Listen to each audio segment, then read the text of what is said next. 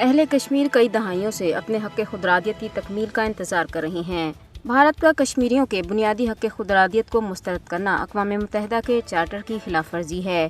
کشمیریوں کا حق ہے کہ وہ اپنی خواہشات کے مطابق تنازع کشمیر کا حل تلاش کریں۔ علاقائی امن کا بھی انحصار کشمیری عوام کی مرضی کے مطابق اس کے حل پر ہے۔ مودی کے 5 اگست 2019 کے تمام تر یک طرفہ اقدامات جموں و کشمیر پر اقوام متحدہ کی قراردادوں کی منافی ہیں۔ مقبوضہ جموں و کشمیر اس وقت ایک فلیش پوائنٹ بن چکا ہے۔ بھارت کی ہٹ درمی کی وجہ سے بالخصوص جنوبی ایشیا اور بالعموم دنیا کا امن داؤ پر لگا ہوا ہے۔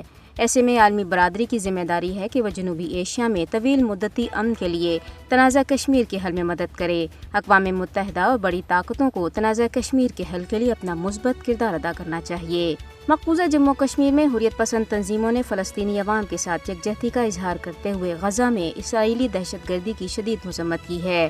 حریت رہنماؤں نے مظلوم فلسطینیوں کے ساتھ یکجہتی کا اظہار کرتے ہوئے دنیا بھر کے مسلمانوں سے اپیل کی ہے کہ وہ بھارتی اور اسرائیلی دہشت گردی کا شکار کشمیری اور فلسطینی عوام کی بھرپور حمایت کریں۔ تیسنا کل جماعتی حریت کانفرنس آزاد جموں کشمیر شاخ کے کنوینر محمود احمد ساغر نے بھی عالمی برادری پر زور دیا ہے کہ وہ بھارتی اور اسرائیلی مظالم کا نشانہ بننے والے کشمیریوں اور فلسطینیوں کی حالت زار کا نوٹس لیں اور دونوں تنازع کے حل کے لیے کردار ادا کریں۔ مقبوضہ کشمیر میں بی جے پی کو لداخ خطے کے کرگل ہل کونسل کے انتخابات میں بدترین شکست ہوئی ہے۔ کل 26 نشستوں میں سے 22 پر اپوزیشن اتحاد نیشنل کانفرنس اور کانگریس نے کامیابی حاصل کی ہے۔ 2 نشستوں پر آزاد امیدوار جبکہ 2 پر بی جے پی کو کامیابی مل سکی۔